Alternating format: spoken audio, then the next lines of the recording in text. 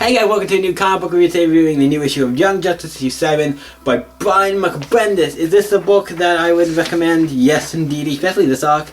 The second arc is called Lost in the Multiverse. This is part 1 of Lost in the Multiverse. And obviously, it has the multiverse in it. They meet a bunch of people. It's great. The book's amazing. I actually really enjoyed this book. The art in this book has been stellar throughout the entire series. For the first 7 issues, the art's been stellar. The book has been amazing. I've been enjoying it.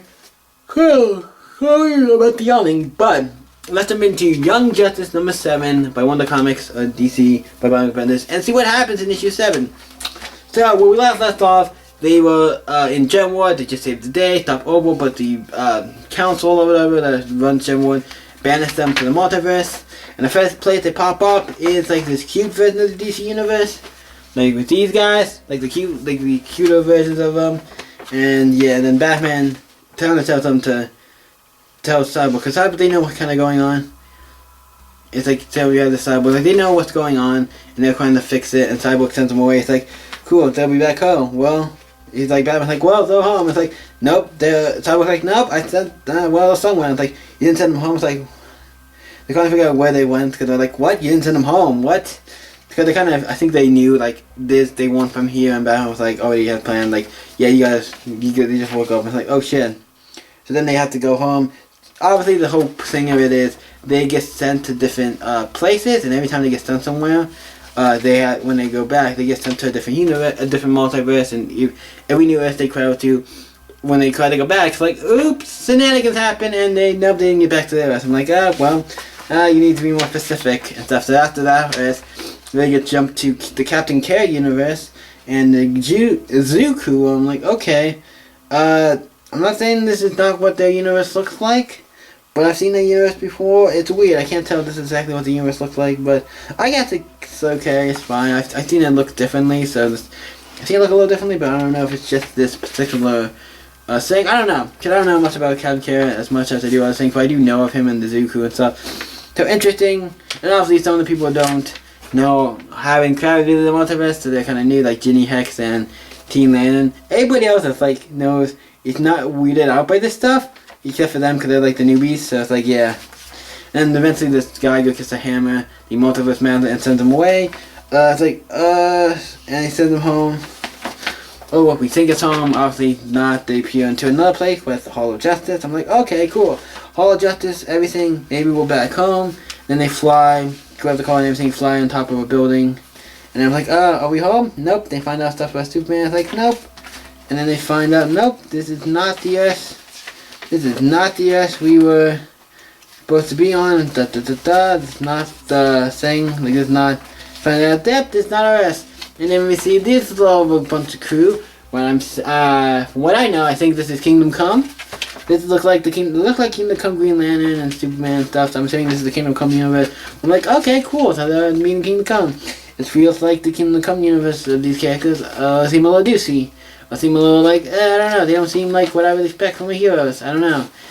It's weird that Dr. Fate seems the most, but after it's like it's weird, because they start off really like, I wouldn't understand, but these are a bunch of kids, so I don't know why you're that so worried about them, but it's like, what the hell? And then, obviously Wonder Woman puts Wonder Girl into a lasso, so they can tell the truth, everything what happened, and then Green Lantern gets trapped in this bubble. I'm like, hey, I told you everything what happened. It's like, okay, we'll let you go. At least we'll let you go out of these bubbles and then tell you from the world. It's like, okay, you got to tell the truth. So we got that much going for you. Then eventually, he looks up on the computer, finds that, yeah, the pictures, he finds that Superman beats Shazam. So from my knowledge, that is from Kingdom Come. So yeah, this is the Kingdom Come universe. So it's like, interesting stuff about this. And then we figure out, we have the sons and daughters of the Bat come in, who are Neo Villain, I guess, version of saying, it's like, oh, it's like, why did it have to be Bats? And then they all get into a fight, have a few minutes later, they have a big fight, and everybody's working together, and it's all fun. And then they eventually figure out, okay, so can we go home? And they go to Dr. Fate, and obviously he knows how to map for the multiverse and everything. I'm like, oh yeah, I can have a map for this and everything. And then he does everything, he's like, he sees that, hey, there's a box in this thing, and he opens it, and like, yeah, you guys need to get the hell out of here, you need to get the hell out of here now. Whatever's in that box, I'm actually curious what's in the box, we've been teasing it. I don't think we've actually really seen it, and I'm like, I'm surprised the box is still in the car. It's been kept in the car. Is it bowled down or something? I don't know. But I'm excited to see what that is. That's going to be interesting. He was in the box. This seems like, oh shit. It doesn't seem good.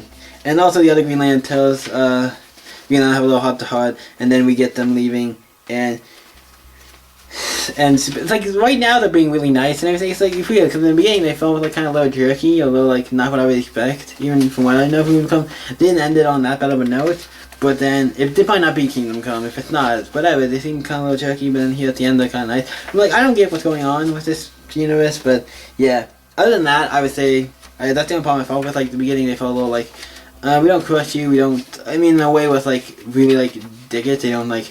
We just, because Superman usually is the person who's like, I'll go in and crush whatever, it's fine, but then when he sets them up, then at the end, after they disappear, they get sent off, Dr. Fate's like, oh shit, I forgot the kid too. I'm like, from where? It's like, I forgot the kid too, and I'm like, you forgot the kid too.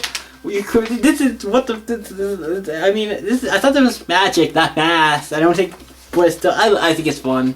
I think it's a fun thing, it's like, oh yeah, I forgot the kid too, and all this stuff, and everything, like, I feel bad, like, okay, get them now. It's like, I can't dial this again for 52 hours.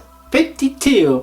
I love the reference to 52 because 52 could mean a lot of things. It could mean 52, the new 52 when that came out, the book 52 what came out a long time ago. So that's a lot, that's like two references in one, so I'm like, fucking yeah. It's like, where did they go? I'm telling you, they're going to be just fine. They can get home. They're really close to their Earth now. I'm like, I don't know if they're that close or what the hell's going on, because also this is only part one of an event. This is the first part of this story. They already crowded the free Earth, and it's like, okay, what the deal? I don't think they're gonna be. It's like, you're gonna get it off. They're on another Earth, doesn't look too good. So yeah, the next Earth they go to doesn't look too good. So we'll have to see what. Oh, I can't really tell if it's good or bad. Too much? We wouldn't tell too much from the ending. But, it looked interesting. I'm excited to read the next issue, issue 8. So what do I think of Young Justice, issue 7 by Brian Michael Bendis? And, yeah, what do I think about this book? I love this book. It's one of the books I've been really enjoying. This issue particularly. It's like, this book has been quality. It's one of the books that I am always excited to read. It's one of the, out of all the Wonder comics I'm getting, I think this one is one of the ones, this one does on both is really, I'm surprised Wonder comics have been doing pretty good, but this is a book I recommend wholeheartedly. This is one of the books that I really enjoy, and this particularly has so many references to other characters, so many different creating the multiverse, just the crowding in the multiverse, having the youngest kid out of the multiverse and having some fun time. This book is just great. This particular issue is going to get high in my mark of this multiverse and all that kind of stuff. So where do I rate this? I give this a 10. I'm giving this a 10, this issue. I'm not saying that series as a whole. But this is, I love this issue. I love this issue. I loved this issue. It's really good. So what did you guys think of Young Justice issue 7? Let me know in the comments down below. And let's talk about it, because this is a really great book. And until next time, guys, you can always stay epic and see you in the next video. Bye.